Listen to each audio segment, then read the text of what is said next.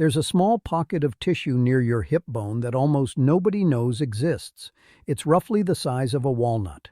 And for a surprising number of people dealing with that sharp shooting pain down the back of the leg, this exact pocket, not the lower back, not a herniated disc, guys, is the real source. Here's the part that surprises most people.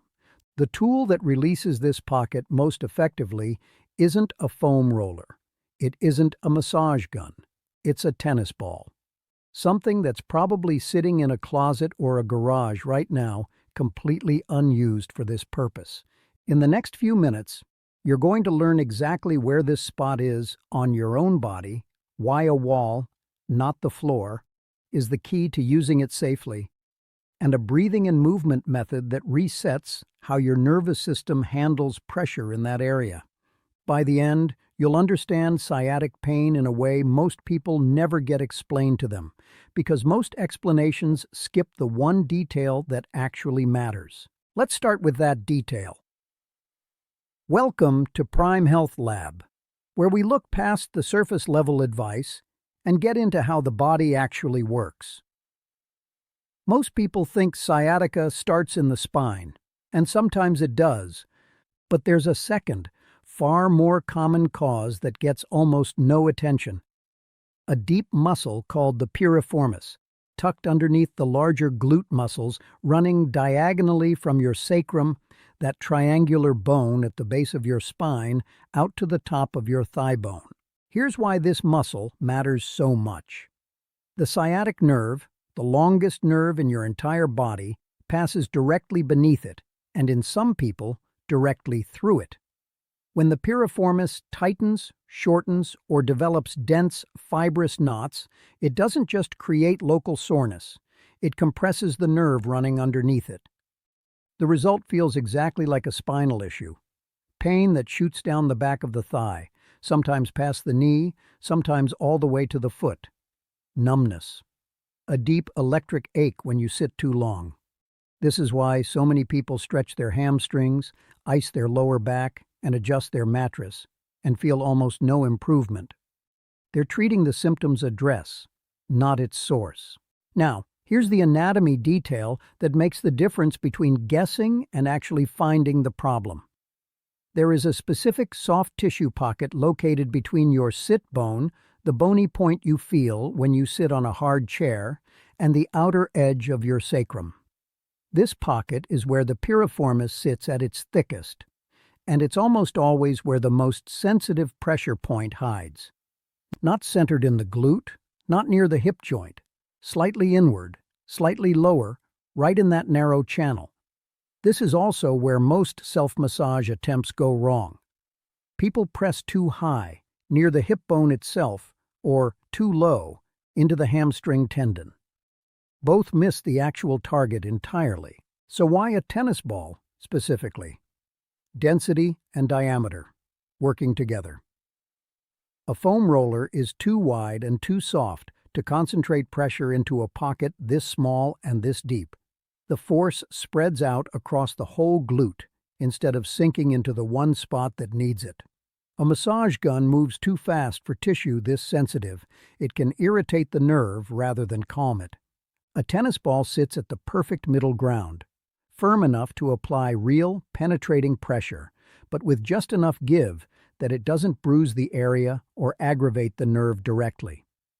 It's small enough to isolate the exact pocket we just described, instead of spreading pressure across the entire muscle. There's one more piece of this puzzle, and it's the one almost every tutorial gets wrong. Where you do this matters as much as how. And that brings us to the wall. Picture the typical advice, lying on the floor with a tennis ball under your hip. It sounds reasonable. In practice, it's one of the least controllable ways to do this. Your full body weight drops onto the ball instantly, with no way to ease into the pressure.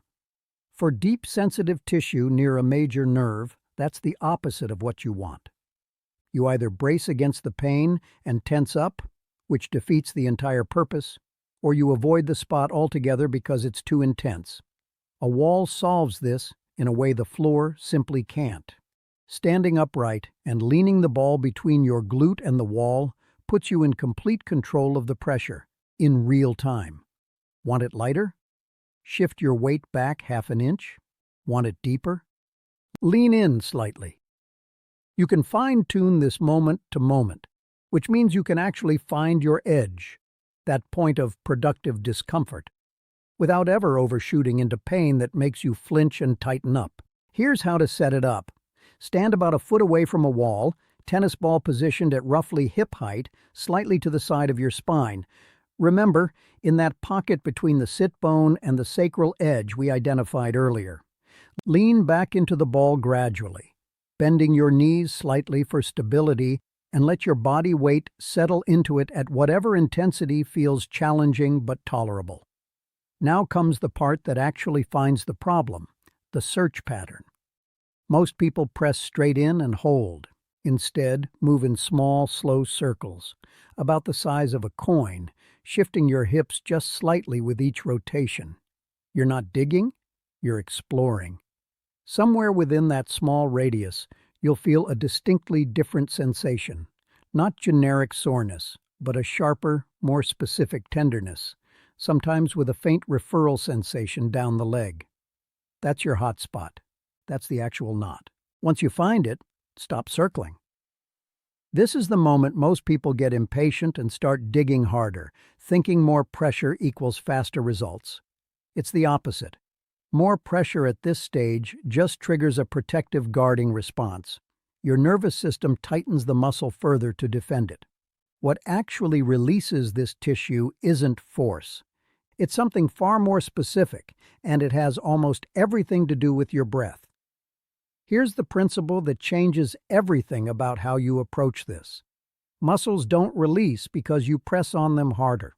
They release because your nervous system decides it's safe to let go. And the fastest way to send that safe-to-release signal is through sustained, unmoving pressure combined with slow breathing. Once you've located the hot spot, hold steady pressure, no more circling, for 90 seconds. Breathe slowly through the nose, 4 seconds in, 6 seconds out. Around the 30-second mark, most people notice the intensity seems to fade slightly, even though the pressure hasn't changed. That's not your imagination.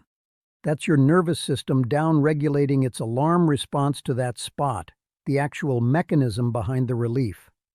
By 60 to 90 seconds, many people feel a noticeable softening, almost like the tissue exhales. This is the static phase. But static pressure alone only solves part of the puzzle, because the sciatic nerve isn't just compressed. In many cases, it's also adhered, slightly stuck to the surrounding tissue, unable to glide smoothly the way it should when you move. This is where a technique borrowed from physical therapy comes in: nerve-flossing. While maintaining light pressure on the ball, slowly straighten the leg on the side you're working, extending it forward, then bend it back in, a slow, controlled movement, almost like gently kicking in slow motion. At the same time, tilt your head slightly down as the leg extends, and look slightly up as it bends. This combination creates a gentle gliding motion in the nerve itself, encouraging it to move freely through the tissue rather than staying tethered to one spot. 5 to 8 slow repetitions is enough. This isn't about volume, it's about precision. Once you've completed the static hold and the leg flossing, shift away from the wall for the final movement, a dynamic flow. Step back from the ball, plant both feet, and slowly circle your hip, first clockwise, then counterclockwise, 10 times each. Follow this with a gentle standing figure 4 stretch. Cross one ankle over the opposite knee while hinging slightly forward at the hips, holding for 20 seconds per side. This transitions the tissue from the passive release you just created into active, functional range of motion, proof in real time that the muscle is actually moving more freely than it was 4 minutes ago. This combination, pressure, breath, glide, and movement, is what separates a real release from a temporary numbing sensation that fades the moment you stand up. And that distinction matters, because a release that doesn't last isn't really a release, it's a delay. which raises the obvious next question. How do you make this stick? Here's something worth understanding about deep gluteal tissue like the piriformis. It tightens in response to repeated input, not single events. Hours of sitting, a particular sleep position, the way you get in and out of a car. None of these feel significant in the moment, but stacked daily over months and years, they're exactly why this tightness returns even after a release that felt complete. The good news is that preventing the return doesn't require a long routine. It requires a short one, done consistently. 2 minutes a day, the same wall sequence you just learned, but abbreviated, 90 seconds of static pressure on the hot spot, followed by 30 seconds of the leg flossing movement. Done once daily, ideally in the morning before the muscle has spent hours shortening in a seated position, this is enough to prevent the tissue from re-establishing the same density it had before. Beyond the daily routine, there's an environmental factor that matters just as much: how you sit. Most chairs, especially soft, cushioned ones, allow the pelvis to tilt backward, which shortens the piriformis and increases pressure directly on the sciatic nerve for as long as you remain seated. A small adjustment changes this substantially.